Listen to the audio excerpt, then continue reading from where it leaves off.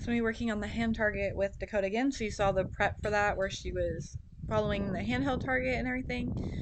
And now we're going to be working on introducing the actual hand target. So um, she's going to come hang out with me here. She's busy looking at something there, but she still wants to come and participate. But I'm not, I just wanted to, I kind of leave that in because I wanted to show that she's not, um, she comes willingly on her own. Good. That was really nice. So that's gonna be my new cue. I want her to come and like I kind of touch her shoulder and then I want her to move her shoulder to touch my hand. And I'm gonna use that handheld target to help her out. So she's kind of getting it there. Like we have a couple of good steps. So that's pretty nice for putting it together here. It was more kind of a backward step than anything that time. I probably shouldn't have rewarded that one just so she doesn't get confused. So on to this other one. I think I just saw leg movement and just thought she was going to the side.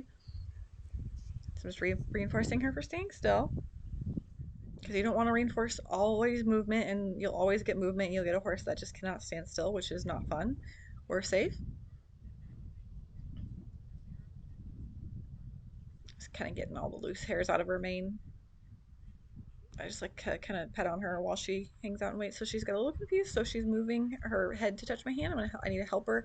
I should have helped her a little bit sooner. So you saw like she looked with like with her head to my hand. I should have brought that target up sooner. Then she went to the cone and was like, okay, well, I've been reinforced for doing that before. Then goes to the pole. I've been reinforced for doing that before.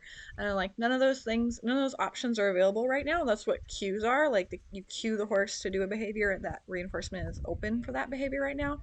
And then she just comes right back and we do the behavior that I was looking for.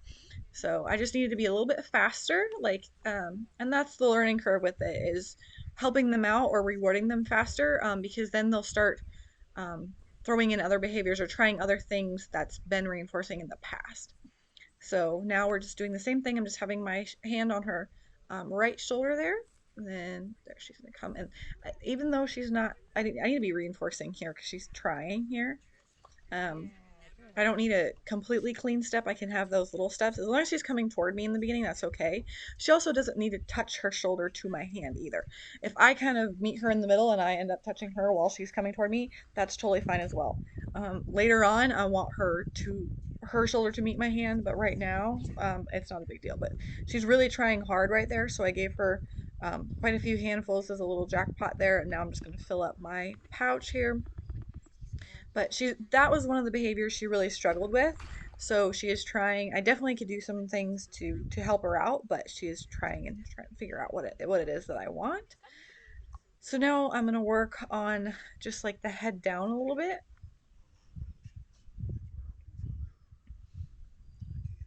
So it's important too that you kind of move around, and like I pet on her and stuff quite a bit in between so that she's not just expecting you to be still. And then when you do move, they get a little bit like, oh, there's gonna be food, and then they might get a little bit excited with that. So that's also as a side note, but that's important to do as well. But I'm just presenting the target low for her to touch. At this point, we've kind of started in the last video or the last time we worked on head down to put a cue on it, so it'd just be down and then I present the target. And so she's kind of gotten that a little bit.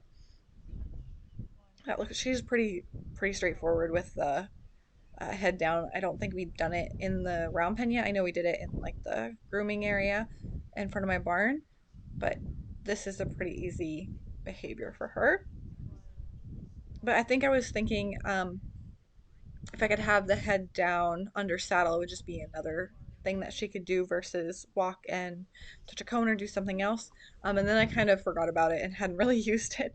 But I'll have to add that and in the mix and see if that either helps her and gives her something to focus on putting her head down and waiting versus like wandering off or going to touch a target, or if that makes it more confusing and it's just another cue that she's got to remember. I'm going to play with that and see how that works because I've kind of forgotten about that since I filmed this video. Um, looks really good. But she's got the head down pretty solid. I need to work on the cue a little bit more so that I can do it from her back. So again, same thing with positioning with this behavior, just like the others. I should stand kind of behind her shoulder and then work on the asking her for down and then using the handheld target, and then same thing, me standing on the block asking her for down and then using the handheld target. So breaking all those behaviors down in a way that she understands. But that's how I'll continue to train it. But I can, this is just kind of the beginning too, so I'm not too worried about it. But if she were willing to understand it, like I could have tried to ask her to have her head down by her shoulder, but this time I didn't even think about it. So she's just kind of hanging out while I go get her lead rope here. So the stay is really helping out, even though like sometimes I'm not cueing it, she's still standing there. So that's really good. Some horses do well with that. Dakota does well with that. Other horses have to be cued to stand all the time. So there is like a little caveat to that. But I wanted to work also on the hip target.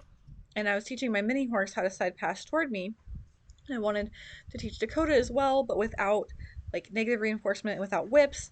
And so that's kind of what I'm doing here. And that's where I ended up with the shoulder target. And now I'm going to work on the hip target. So what I want to do is have like her hip come to my hand, but I'm going to use the lead rope kind of up around her, around her hips to help her out. So I just want her to follow that real quick and step toward me. And then I'm going to click and reward. So she's confused because that's kind of backward pressure. There, I'm going to click right there. And then I'm just going to lay it back over her back and give her reinforcement.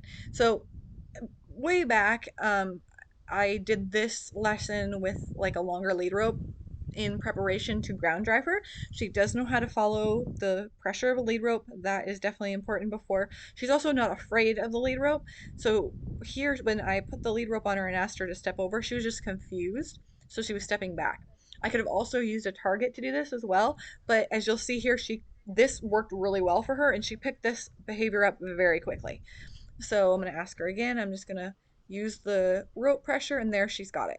As soon as she does that little step over those hips toward me, I'm clicking and rewarding. So she's kind of getting it here. Then I really want to very quickly add a cue to this so that she's not always swinging her hips to me, because that can be dangerous. You got to be very careful with this behavior. Um, so adding a cue to this really early on and not rewarding it unless you ask for it is important. So there, I just kind of had my hand on her hip and she barely like just put the weight on that foot closest to me. I'm going to click and reward that. So I also don't want like a huge movement toward me. I want just a little bit of movement so that she's not really swinging her butt. I just want a little bit there. So here I'm just touching her hips. She's a little confused here, so we're not quite ready for that. She thinks hip away, which is something that we did a while ago with negative reinforcement. And then I'm just going to help her out. And she figures it out. I'm going to click while she's coming toward me and then stopping and then feed her. So the other part of that is right now in the beginning stage, I'm clicking for that forward movement toward me. But later on, I'll have her come over, step toward me, and then halt so that she isn't just swinging the hips as much. But here she's just doing a little tiny step, and I'm there she's kind of doing it on her own. And I'm reinforcing that little baby step. So I'm asking, there, she's already got it. So really, like, this is obviously not a perfect behavior, but helping her with this lead rope, I know it's negative reinforcement, but it's something she's comfortable with. It clearly didn't bother her, and it taught her this behavior really quickly. Like, then I could just use the hand target and she figured it out. So you'll kind of see the progress of that lesson.